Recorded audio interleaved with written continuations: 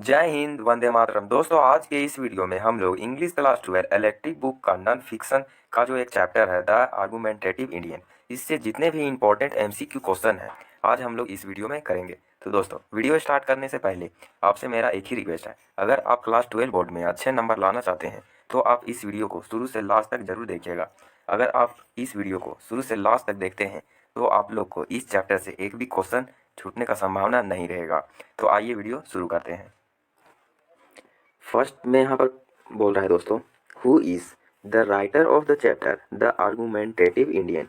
ये जो चैप्टर है द आर्गुमेंटेटिव इंडियन, इसका राइटर कौन है ये आपको बताना है। यहाँ पर 4 ऑप्शन दे दिया गया है, इसी में से आपको एक करेक्ट करना है। यहाँ पर फर्स्ट में ऑप्शन दिया हुआ है अमर्त्य सेन, बी में दिया हुआ है मिस्टर जॉन, सी में दिया हुआ है मिल्टन, डी में दिया हुआ है नन ऑफ दीज। तो इसका जो करेक्ट आंसर हो जाएगा दोस्तों वो ए हो जाएगा, अमर्त्य सेन।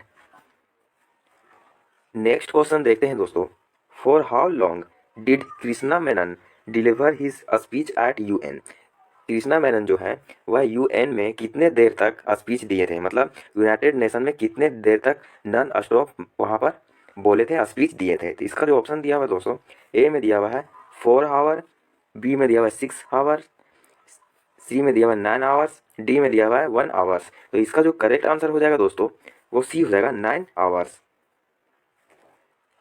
नेक्स्ट क्वेश्चन देखते हैं दोस्तों, how many times is the Mahabharata longer than the Iliad and Odyssey put together. मतलब महाभारत जो बुक है वह इलियाड और ओडिसी से कितने टाइम्स बड़ा है ये आपको यहाँ पे बताना है। इसका जो ऑप्शन दिया हुआ है दोस्तों, ए में दिया हुआ है 5 टाइम्स, बी में दिया हुआ है 7 टाइम्स, सी में दिया हुआ है 8 टाइम्स, डी में दिया हुआ है 9 टाइम्स। तो इसका जो करेक्ट आंसर हो जाएगा दोस्तों वो बी हो जाएगा, 7 टाइम्स।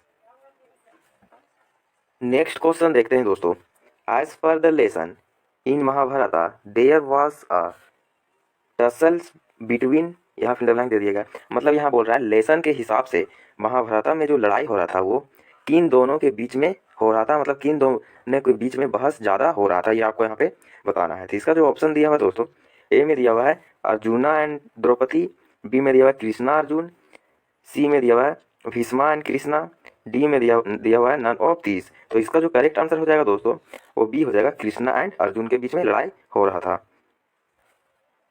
नेक्स्ट क्वेश्चन देखते हैं दोस्तों, what was Krishna's impressions on. Krishna जो थे वह किस बात पे ज़्यादा जोर डाल रहे थे। यहाँ पर ऑप्शन दिया हुआ है दोस्तों, ए में दिया हुआ है doing once duty without thinking about the consequences, B में दिया हुआ है not doing one duty, C में दिया हुआ है both A and B, D में दिया हुआ है नन ऑफ दीज। इसका जो करेक्ट आंसर हो जाएगा दोस्तों वो ए हो जाएगा, doing one duty without thinking about the consequences. Next question देखते हैं दोस्तों, which foreign commentators endorsed Krishna moral position. मतलब कौन से फॉरेन कमेंटेटर थे जो कृष्णा के बातों को फैलाया था। इसका जो ऑप्शन दिया हुआ है दोस्तों, ए में दिया हुआ है क्रिस्टोफर आइसरवुड, बी में दिया हुआ है टी.एस. इलियट, सी में दिया हुआ है both A and B, D में दिया हुआ है नन ऑफ दीज। तो इसका जो करेक्ट आंसर हो जाएगा दोस्तों वो सी हो जाएगा, बोथ ए एंड बी, यानी कि क्रिस्टोफर आइसरवुड भी कृष्णा को बातों को फैलाए थे और टी.एस. इलियट भी फैलाए थे। नेक्स्ट क्वेश्चन देखते हैं दोस्तों, who translated the Gita into English. कौन ट्रांसलेट किया था गीता को इंग्लिश में। तो इसका जो ऑप्शन दिया हुआ है दोस्तों, ए में क्रिस्टोफर आइसरवुड, बी में दिया हुआ है टी.एस. इलियट, सी में दिया हुआ है both A and B, D में दिया हुआ है नन ऑफ दीज। तो इसका जो करेक्ट आंसर हो जाएगा दोस्तों वो ए हो जाएगा, क्रिस्टोफर आइसरवुड। नेक्स्ट क्वेश्चन देखते हैं दोस्तों,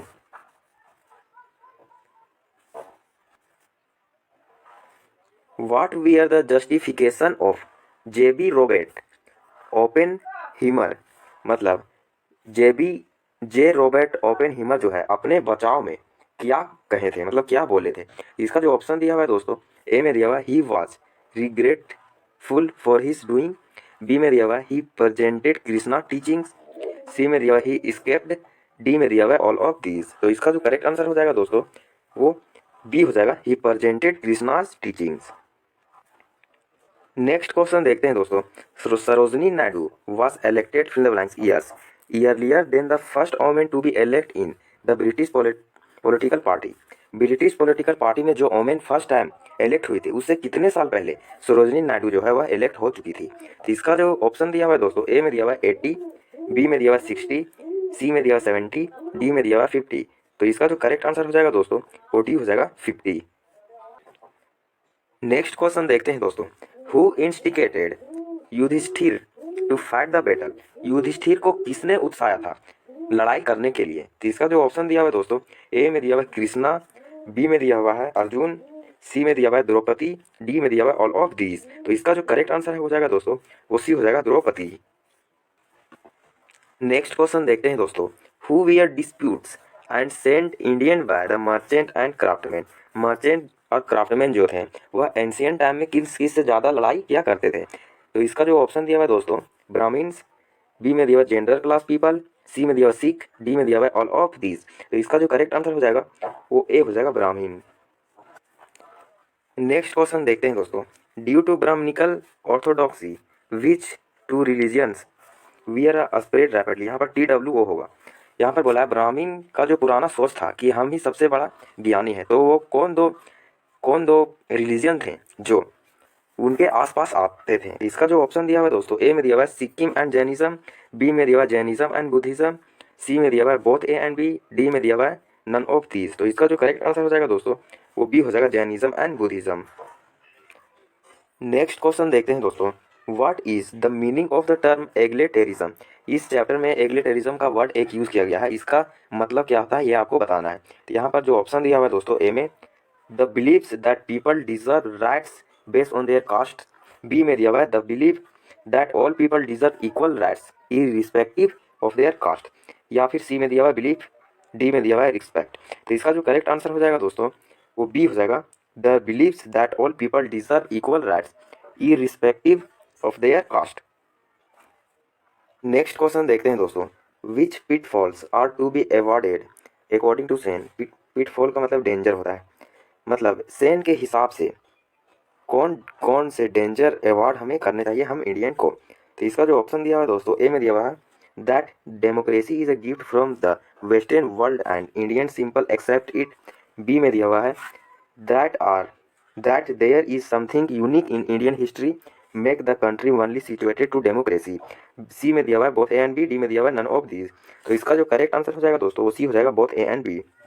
तो दोस्तों आज का वीडियो में बस इतना ही। अगर आप हर एक चैप्टर का इंपॉर्टेंट MCQ जानना चाहते हैं तो आप इस चैनल के प्लेलिस्ट में जाकर वीडियो देख सकते हैं। और जिन लोगों ने चैनल को सब्सक्राइब नहीं किया है प्लीज़ आप चैनल को सब्सक्राइब कर लीजिएगा। और जिन लोगों ने चैनल को सब्सक्राइब कर दिया है उन लोगों को दिल से धन्यवाद। Thank you.